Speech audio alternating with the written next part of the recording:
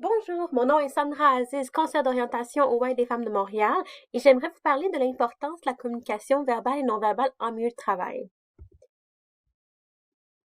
Aujourd'hui, notre présentation va focuser sur la communication non verbale en milieu de travail.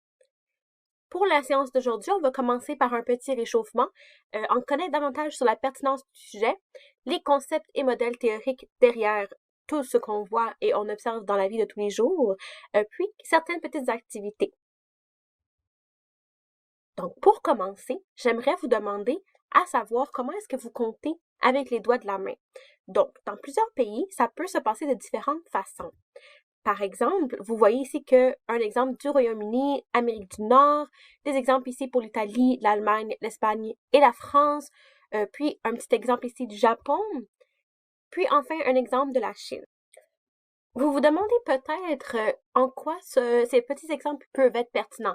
En fait, quelque chose aussi petit que compter avec les mains peut amener à des possibilités de malentendus dans un milieu de travail, peut aussi amener à la possibilité de marginalisation, c'est-à-dire de l'exclusion du groupe de travail également. Donc, c'est sûr que c'est des situations qu'on cherche à éviter.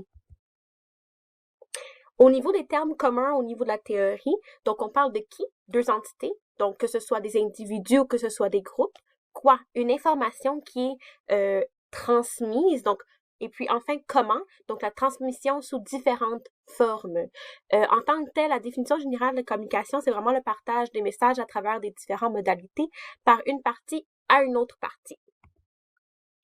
Si on va un peu plus en détail dans la communication interpersonnelle, on parle vraiment d'une danse, c'est-à-dire qu'en tant que tel, il y a deux participants, un qui donne, un qui reçoit l'information, puis les deux sont en tant que tel obligés de se coordonner pour arriver à une compréhension mutuelle.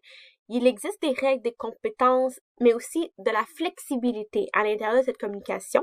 Il va aussi avoir trois aspects importants à considérer. Donc, d'abord et avant tout, la nature de l'audience. Donc, au niveau de la nature de l'audience, on peut parler, par exemple, que ce soit un individu, un groupe, une organisation, une société. Deuxièmement, on parle de la relation. Donc, c'est sûr qu'à quelque part, les deux se connaissent, mais de quelle façon? Donc, par exemple, ce pourrait être au niveau d'un employé et de son employeur. Puis, enfin, médias ou canal de communication. Donc, on parle ici de, bon, est-ce que c'est fait face à face? Est-ce que c'est fait à travers un outil? Est-ce que c'est fait à travers le téléphone, le courriel, les messages textes, etc. Il existe plusieurs types de communication. Ici, on vous présente certains exemples au niveau de combinaison pour la nature de l'audience et le média. Nous allons focuser davantage sur le type de communication individu-individu lorsque c'est fait face à face, mais aussi à travers les médias tels que les outils de vidéoconférence. Il existe plusieurs modèles de la communication dans la théorie. Donc, on voit plutôt des modèles linéaires, c'est-à-dire classiques schémas, versus les modèles bidirectionnels, qui sont plus réalistes. C'est plutôt un processus qu'un événement, donc souvent le début et la fin ne sont pas clairement définis. Ici, je vous présente un des modèles justement de communication linéaire, donc on voit que vraiment le message se fait dans une seule direction.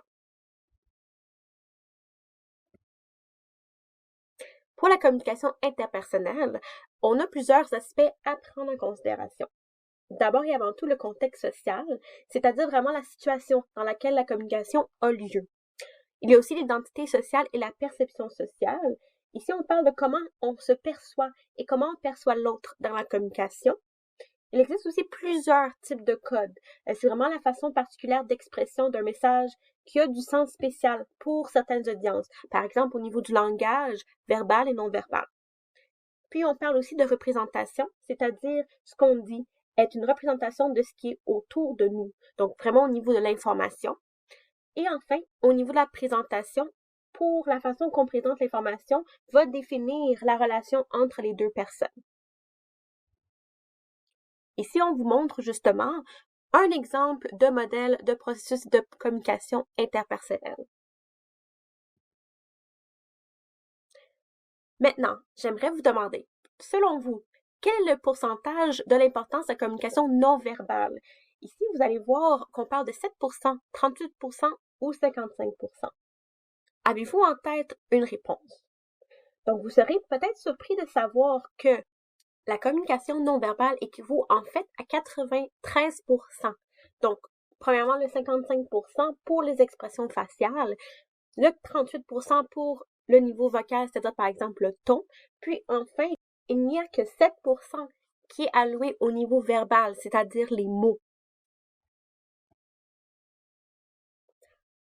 Voici une définition pour la communication non verbale. En fait, c'est vraiment de communiquer du sens sans utiliser le langage ou la parole. On parle d'une construction et un partage des significations qui arrivent sans emploi de la parole. Donc, il y a différentes formes. On peut parler de gestes, langage corporel, expression faciale, etc. La communication non verbale comprend un ensemble vaste et hétérogène des processus ayant des propriétés communicatives, en commençant par les comportements plus manifestes et macroscopes, comme l'aspect extérieur. Donc, on parle par exemple de comportement de la relation spatiale avec les autres, donc rapprochement, prise de distance, et les mouvements du corps, du tronc, des membres et de la tête. Jusqu'aux activités aussi moins évidentes et plus fugaces comme les expressions faciales, les regards et les contacts visuels, ainsi que les intonations vocales. Il y a 6 dimensions interculturelles de la communication non verbale à prendre en considération. D'abord, l'immédiateté. Donc ici, on parle de communiquer chaleur, proximité, approchabilité et accessibilité. Ça peut se faire à travers un sourire, un toucher, un contact visuel par exemple. On parle ici de réciprocité dans les relations positives. C'est sûr que ça peut changer d'une culture à l'autre.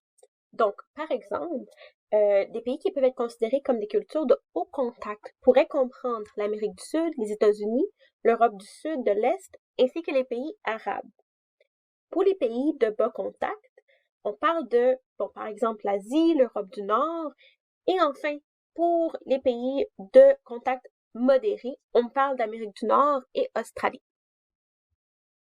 La deuxième dimension à prendre en considération, c'est le collectivisme versus l'individualisme.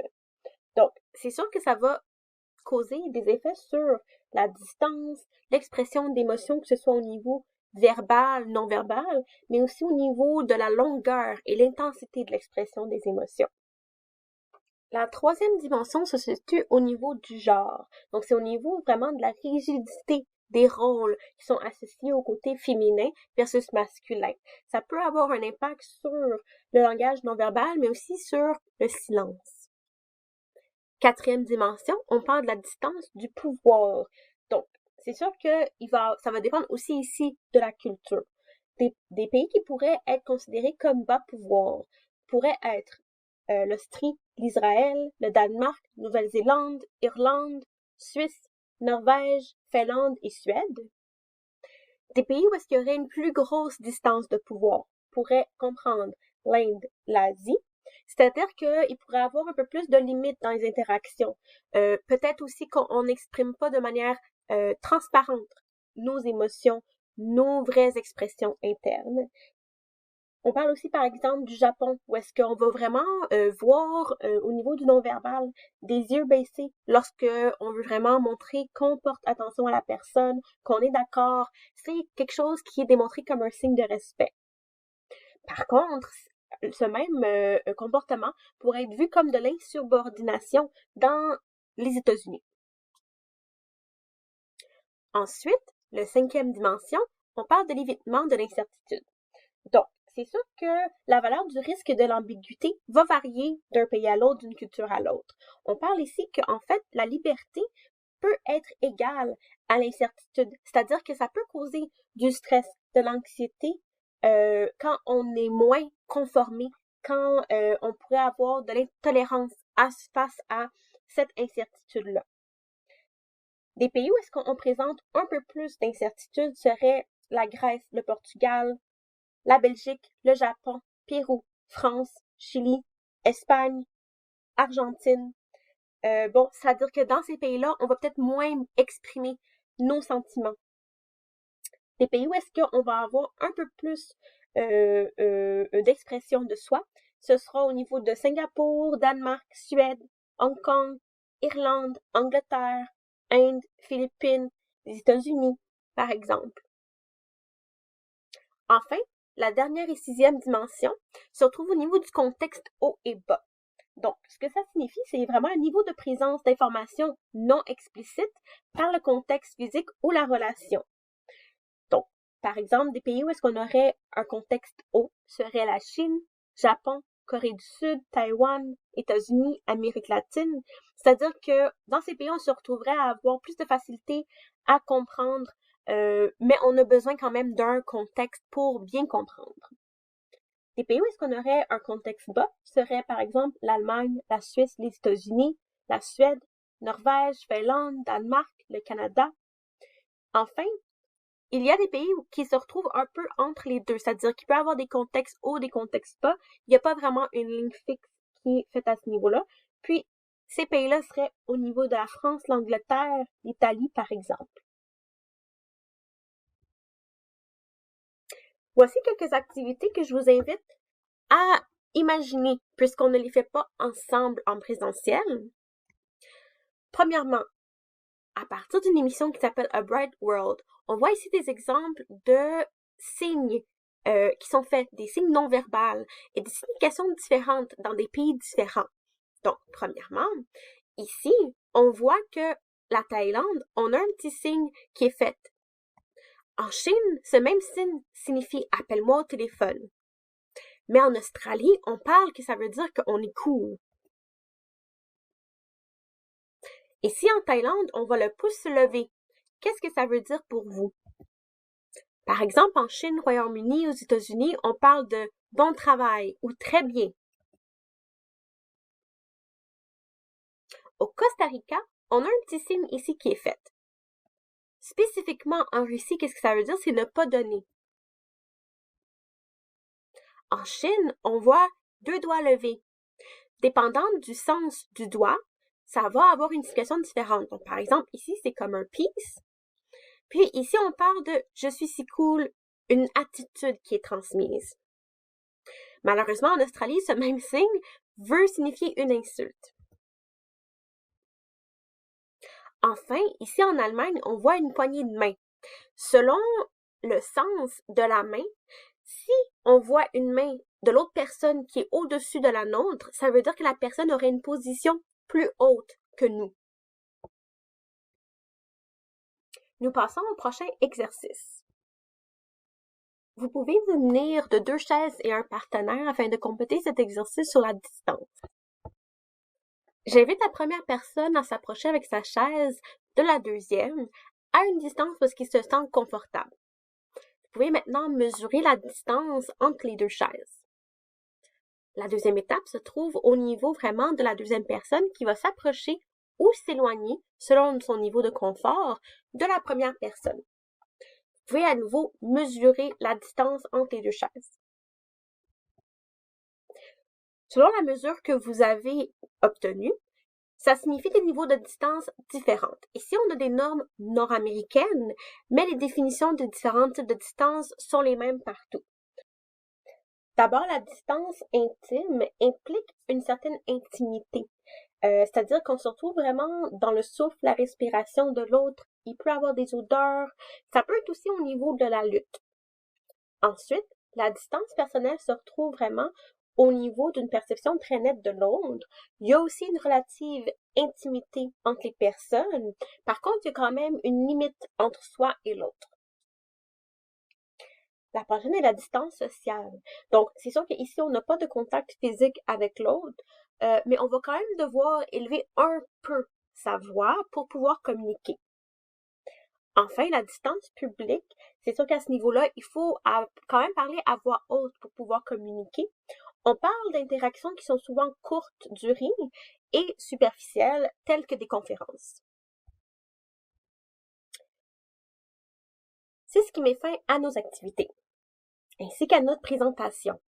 Donc, je vous remercie d'avoir pris le temps de visionner cette présentation. C'est sûr que j'espère que vous avez beaucoup appris sur les normes nord-américaines qui sont différentes d'une culture à l'autre et que vous pourrez mettre en pratique ces connaissances dans le cadre de votre milieu de travail. Merci beaucoup.